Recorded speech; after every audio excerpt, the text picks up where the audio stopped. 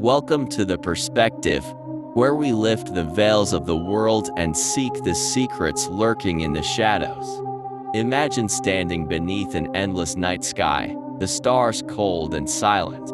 No God, no purpose, no meaning whispers answers to you. All you hear is stillness. Today we dive into nihilism, the philosophy that questions everything, that challenges everything we hold as true. What remains when nothing has meaning? What do you do in a world that knows no purpose? Let us explore the void that lies beneath the surface of our existence. Nihilism is the belief that life has no inherent meaning, no absolute value, no predetermined purpose. The word comes from the Latin nihil, meaning nothing. It is an idea that casts a dark shadow over human existence, an idea that whispers our dreams, our struggles, our hopes are ultimately empty, mere echoes in an indifferent universe. Nihilism is not a gentle philosophy. It is a cold wind that seeps through the cracks of our certainties, forcing us to gaze into the abyss.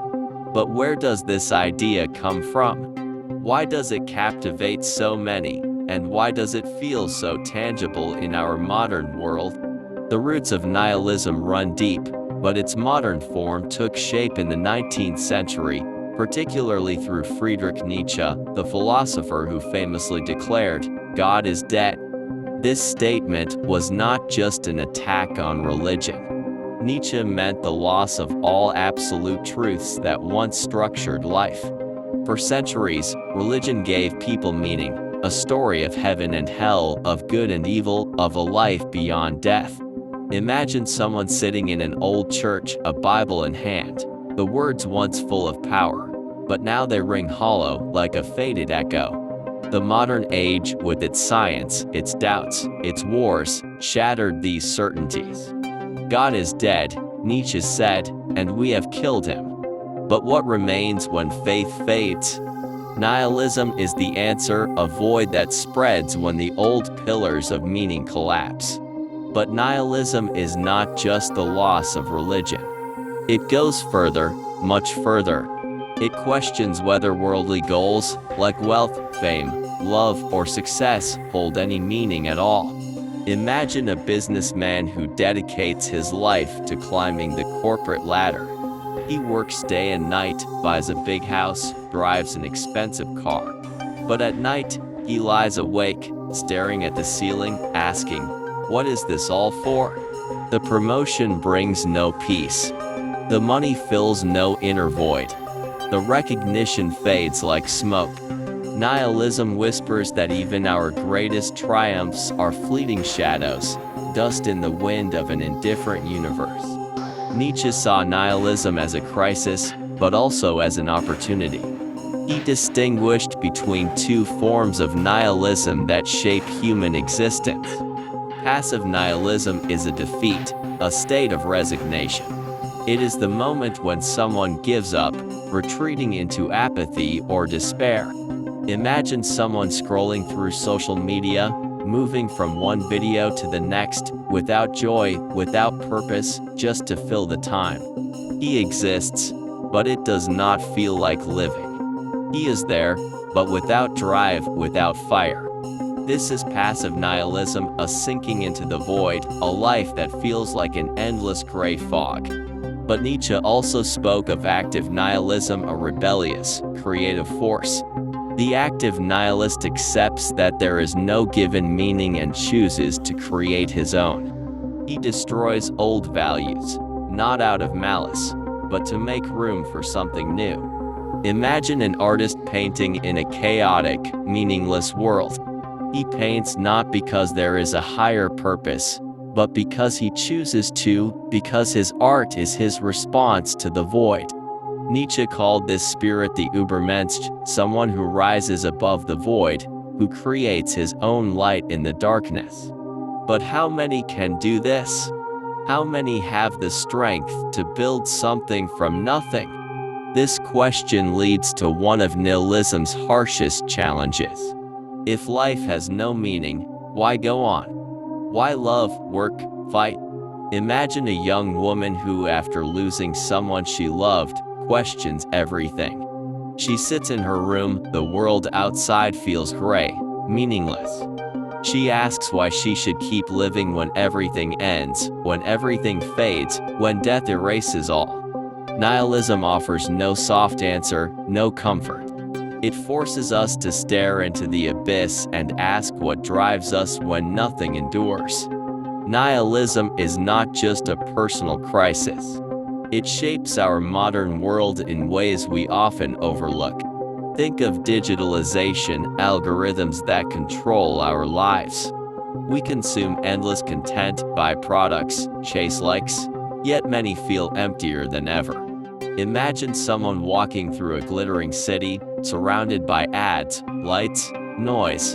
The world seems full of possibilities, but inside, he feels like he is in a vacuum, a bubble of nothing. Nihilism says our society has lost its old values without finding new ones. We live in a world of surfaces where everything seems possible, but nothing truly matters. Social media, meant to connect us, often amplifies isolation. We post, like, share, but the question remains, what for? Another example is the workplace. Imagine someone sitting in an open-plan office, entering numbers into spreadsheets, answering emails, day after day. He wonders why he does it, for whom, for what. His salary pays bills, but it gives him no purpose. Nihilism says the modern world has turned us into machines that function but do not live. We chase goals we were taught to want, success, status, possessions, but when we achieve them, we often feel only emptiness. Nihilism asks, is that all? Is life just an endless pursuit of things that ultimately mean nothing? Critics of nihilism say it is dangerous. It can lead to cynicism, apathy, even destruction. If nothing has meaning, why care about others? Why uphold morality? Why not just take what you want? Imagine a politician who seeks power without ideals, without scruples, believing everything is pointless. Or think of a society where no one believes in anything, where trust, compassion, community erode. Nihilism, critics warn, is a poison that destroys what makes us human. They argue it drives people into apathy or selfishness, undermining the foundations of coexistence. But advocates of nihilism, like Nietzsche, see it as liberation. If nothing is given, we are free to create our own values, to write our own story. Nihilism forces us to take responsibility, not for a god or an ideology, but for ourselves. Imagine a writer in a world without meaning, crafting a book. He knows his words may be forgotten, that they hold no eternal value. Yet he writes, because it is his rebellion, his act of creation in an indifferent world. Nihilism, Nietzsche says, is not an end, but a beginning, a space for the brave who dare to shape their own meaning. Jean-Paul Sartre, a 20th century philosopher, brought nihilism into existentialism. He said life has no given meaning, but we are condemned to freedom. We must choose, act even without a guiding star. Imagine someone at a crossroads, torn between a safe job and a risky dream. Sartre would say there is no right answer, only the choice you make and the responsibility you bear. Nihilism, for Sartre, is an invitation to live authentically, to not hide behind excuses or prescribed values. But this freedom is heavy. It forces us to face ourselves, our fears, our doubts, our void. Albert Camus, another thinker, approached nihilism through the idea of absurdity. He said life is absurd because we seek meaning, but the universe remains silent. Imagine someone gazing at the stars, asking why he exists, only to receive silence in return. Camus said we must accept this absurdity without falling into despair. He compared us to Sisyphus, eternally rolling a boulder up a hill, only to watch it fall. Yet Camus said we must imagine Sisyphus happy. Imagine someone waking each morning, working, loving, despite knowing everything is fleeting. Camus says this is the rebellion, the dignity of living life despite its meaninglessness. How does one live with nihilism? There is no easy answer. Some escape into distraction, into series, games, consumption, to avoid feeling the void. Imagine someone sitting on a couch watching one show after another, just to drown out the questions in his mind. Others find solace in small moments, in art, in relationships. Imagine a group of friends sitting by a campfire, laughing, sharing stories. They know the universe is indifferent, but in that moment, life feels alive. Nihilism asks, is that enough? Are these moments sufficient, or are they just another veil we drape over the void? Another path is acceptance. Some choose to embrace the void, not as an enemy, but as part of existence. Imagine someone walking through a forest, the trees, the wind, the silence. He knows his life has no cosmic purpose, but he finds peace in the simplicity of being. Camus would call this the art of living the absurd without surrender. But not everyone finds this peace. For many, nihilism is a struggle, a wrestling with the question of why go on at all. Nihilism is also a mirror of our society. Think of the climate crisis, political divisions, the uncertainties of our time. Many feel the old stories that once held us together have shattered.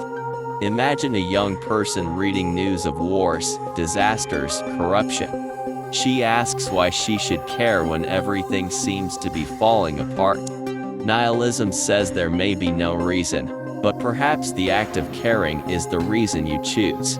Nihilism forces us to ask what drives us when the world offers no answers. Another example is technology.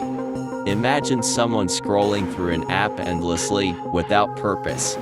Technology promises connection, knowledge, progress, but often it feels like a trap, a cycle of distraction and emptiness. Nihilism asks, is this the meaning we have created? Is this the world we want? It challenges us to question the systems we live in, the values we were taught, the goals we were given. Nihilism is no comfort. It is a challenge. It forces us to see the void, but also the possibility of filling it. It is an abyss, but also a space for creation. Imagine someone sitting in a dark room, a blank page before him. He could give up, tear the page apart, surrender to the void. Or he could start writing his own story, his own meaning, even knowing it is fleeting. Nihilism asks, what do you choose?